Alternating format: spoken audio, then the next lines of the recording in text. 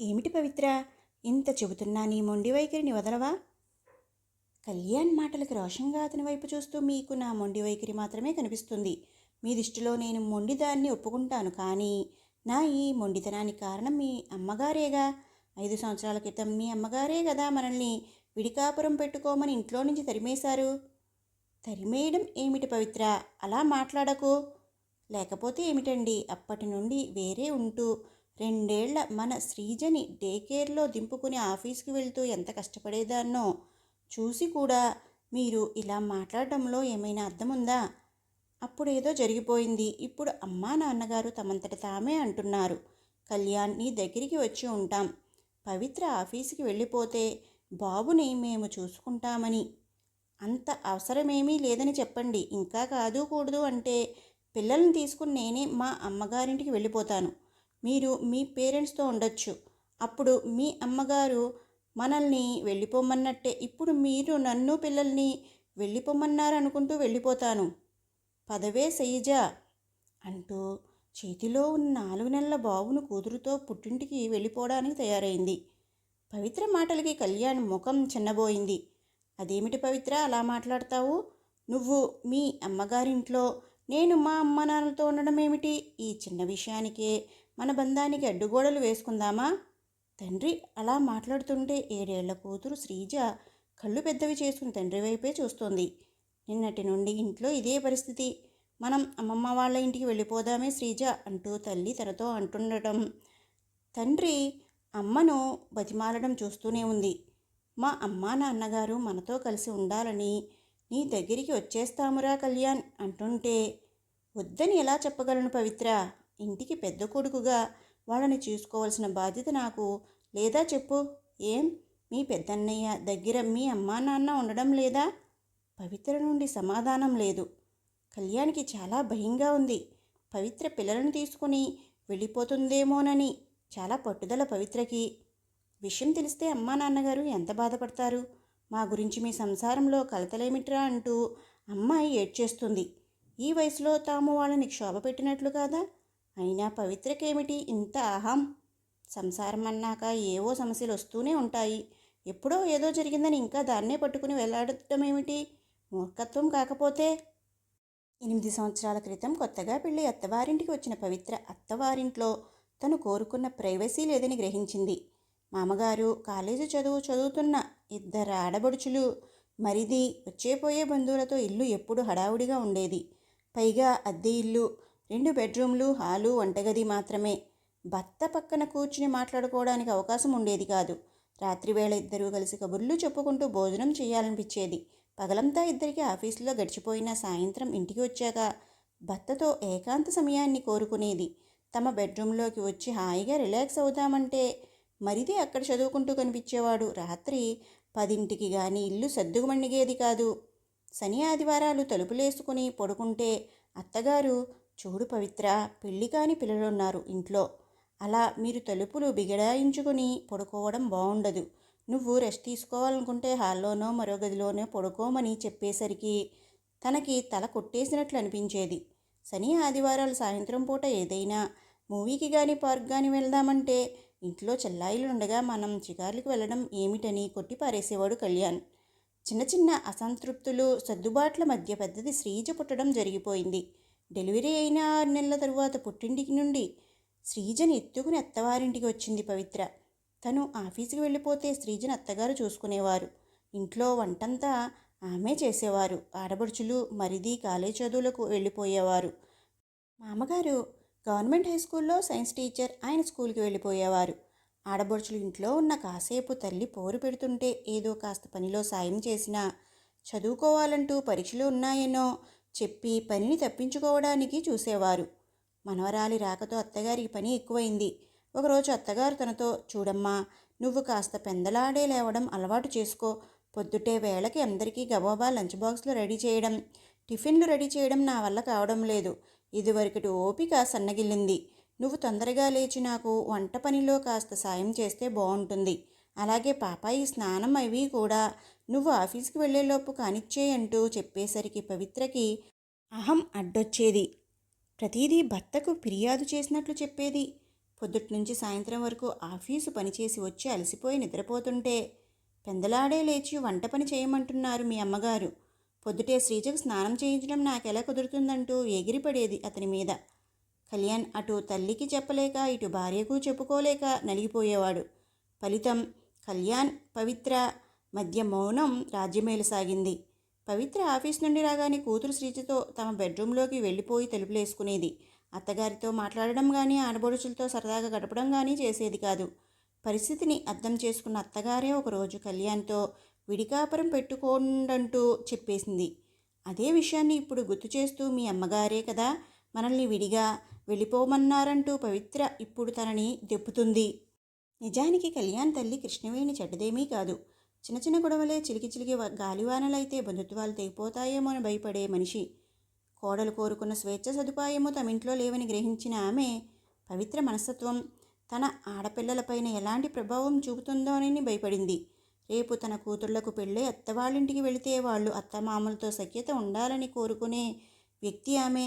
కొన్నాళ్ళు వేరుకాపురం ఉంటే అభిమానాలు పెరిగి దగ్గరవుతామన్న ఆశతో ఆ రకంగా వాళ్ళని వేరుకాపురం పెట్టుకోమని సలహా ఇచ్చిందే గాని మరే చెడు ఆలోచన లేదామెకు. ఈ 5-6 సంవత్సరాల్లో ఆడబడుచులకు పెళ్ళిళ్ళు అయిపోయాయి. మరిదికి నాగపూర్లో ఉద్యోగం వచ్చింది. మామగారు రిటైర్ అయిపోయారు. ఆడబడుచుల పెళ్ళిళ్ళు మరిది చదువు అన్నీ కళ్యాణ్ తండ్రి రాఘవరావు గారే చూసుకున్నారు. కళ్యాణ్ ఆర్థికంగా సహాయం చేస్తానన్నా వద్దన్నారు. పైగా కళ్యాణ్ నాన్నగారు నేను పవిత్ర కలిసి లోన్లో తీసుకుని ఇల్లు కట్టుకోవాలనుకుంటున్నాం. 200 గజాల స్థలం కొనాలని చూస్తుంటే స్థలాల రేట్లు మేము కొనాలనుకున్న బడ్జెట్లో దొరకడం లేదు అని చెప్తే ఆయన ఎప్పుడో కొన్న మంచి ఏరియాలో ఉన్న స్థలాన్ని కళ్యాణ్కి ఇచ్చేసి ఇల్లు కట్టుకోమన్నారు. కళ్యాణ్ తండ్రికి స్థలం బాపత డబ్బు ఇవ్వబోతుంటే ఆయన తీసుకోలేదు. నాకెందుకురా డబ్బు, నేనెలాగూ అక్కడ ఇల్లు కట్టలేను, నువ్వు కట్టుకుంటే నేను కట్టుకున్నట్లే అంటూ తీసుకోలేదు. ఆయన బాధ్యతలన్నీ తీర్చుకున్న సొంత ఇంటిని మాత్రం ఏర్పరచుకోలేకపోయారు. ఇప్పుడు రిటైర్ అయిపోయిన ఆయన దగ్గర ఏ ఆస్తిపాస్తులు లేవు. కేవలం ప్రతి నెలా వచ్చే పెన్షన్ డబ్బులు తప్ప.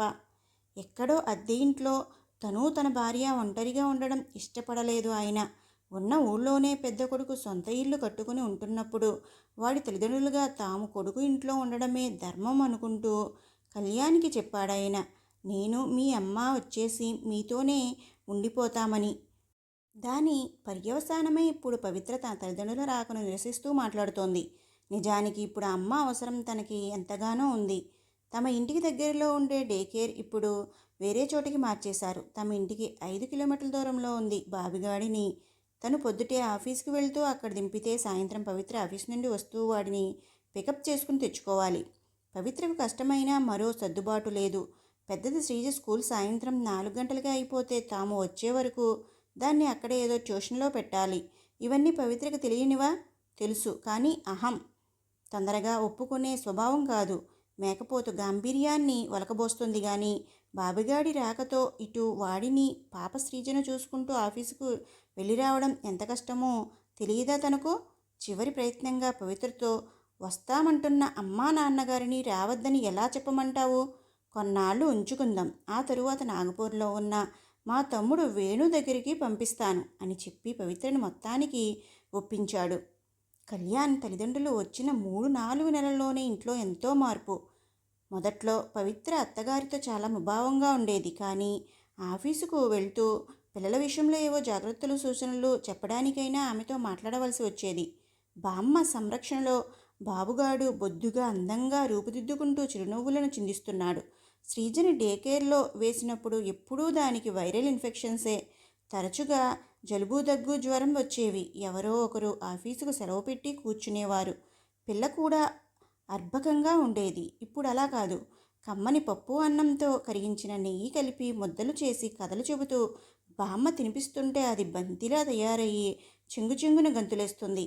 అది వరకటిలాగా అత్తగారు చెప్పకుండానే పవిత్ర ఉదయాన్నే లేచి వంట పనిలో సాయం చేస్తూ పిల్లలకి స్నానాలు అవి చేయించి ఆఫీసుకు వెళ్తుంది. అప్పట్లో ఆమెలో ఉన్న అహం కొద్ది కొద్దిగా కరగనారంభించింది. రాత్రిపూట వంట పని నాదే, మీరు మావయ్య గారు ఏ గుడికో పార్కుకో వెళ్ళిరండంటూ అత్తగారికి విశ్రాంతినిస్తుంది. పిల్లల టెన్షన్ లేదు తమకి. ఇప్పుడు హాయిగా ఆఫీసుకి వెళ్ళి ఉద్యోగం చేసుకుంటున్నారు. కళ్యాణ్, నాన్నగారు ఇంట్లోకి కావలసిన కూరగాయలు సరుకులు కొని తెచ్చేస్తున్నారు. పవిత్రకి అత్తగారి సహకారం అర్థమవుతుంది. తను వచ్చే వరకు బాబిగాడిని చూసుకోవడం, వాడికి టైం ప్రకారం పాలు పట్టడం, డైపర్స్ మార్చడం, అలాగే శ్రీజ స్కూల్ నుంచి రాగానే దాని యూనిఫామ్ మార్పించి దానికి తినిపించడం, ఇవన్నీ పైకి కనిపించినంత చిన్న విషయాలు కావు. అది వరకు అయితే తనే ఇంటి తాళం తెరుచుకుని పిల్లలతో ఇంట్లోకి వచ్చేది. కానీ ఇప్పుడు ఇల్లు ఎంతో శుభ్రంగా ప్రశాంతంగా ఉంటుంది. ముఖ్యంగా పిల్లల ఆరోగ్యంతో కళకళలాడుతూ పెద్దవారి సంరక్షణలో పెరుగుతున్నారు. అప్పట్లో తన అహంకారపు పొరల్లో అత్తగారి ప్రేమ కనబడేది కాదు. నిజానికి అత్తగారు అప్పుడు ఇప్పుడు కూడా అదే ప్రేమను చూపిస్తున్నారు. ఆమెను సరిగ్గా అర్థం చేసుకోలేకపోయానని బాధపడింది. ఆ రోజు పవిత్ర ఆఫీస్ నుండి వస్తూనే హుషారుగా వచ్చింది, చేతిలో స్వీట్ బాక్స్తో. ముందుగా అత్తగారికి మామగారికి స్వీట్లు ఇస్తూ నాకు ఆఫీసర్గా ప్రమోషన్ వచ్చిందని ముఖం నిండా ఆనందం పులుముకుంటూ మరీ చెప్పింది.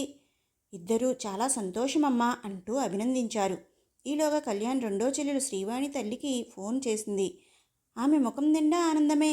పవిత్రతో నీకు ప్రమోషన్ రావడమే ఆనందం అనుకుంటుంటే మీ చిన్నాడపడుచు వాణికి 3వ నెల అని డాక్టర్ కన్ఫర్మ్ చేసిందట.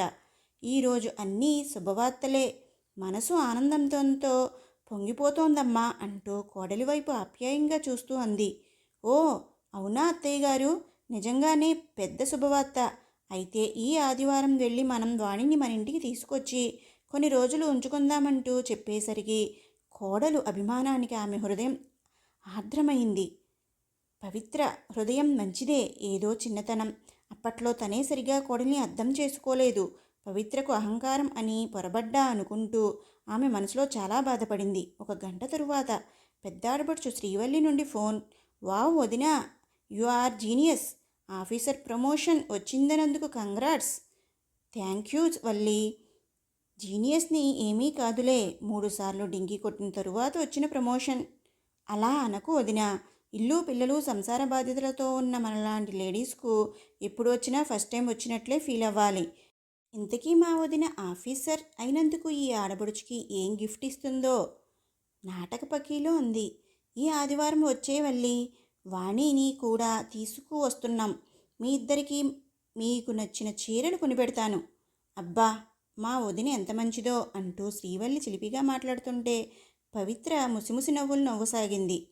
ఆ రోజు రాత్రి అయితే మేడం గారి దగ్గర నేను చాలా జాగ్రత్తగా ఉండాలేమో అంటూ ఆట పట్టిస్తున్న కళ్యాణ వైపు ప్రేమగా చూస్తూ, నా ఈ ప్రమోషన్కి కారణం అత్తయ్య గారే. 4 సంవత్సరాల నుండి నేను నా కెరీర్ మీద సరిగా ఫోకస్ చేయలేకపోయాను. అదీకాక శ్రీజ ఎప్పుడూ సిక్ అవుతుండేది. నేను ఎక్కువ సెలవు తీసుకున్న కారణంగా నా పెర్ఫార్మెన్స్ పూర్ రేటింగ్ పడేది. అందుకే ప్రమోషన్కి డ్రాప్ అవుతున్నాను. కానీ అత్తయ్య గారు మావయ్య గారు ఇక్కడికి వచ్చిన ఈ సంవత్సరం కాలంలో ఒక్కరోజు కూడా నేను లీవ్ తీసుకోకుండా ఆఫీస్కి వెళ్ళి వస్తున్నాను. అత్తయ్య గారితో ఏదో మాటల సందర్భంలో ప్రమోషన్ విషయం చెబితే, నువ్వు ఈసారి బాగా ప్రిపేర్ అవ్వు, ఆఫీసుకు సెలవు పెట్టకు, పిల్లల్ని నేను చూసుకుంటానని చెబుతూ ఎంతో సహకరించారు అని చెబుతున్న పవిత్ర వైపు ఆశ్చర్యానందాలతో చూశాడు కళ్యాణ్.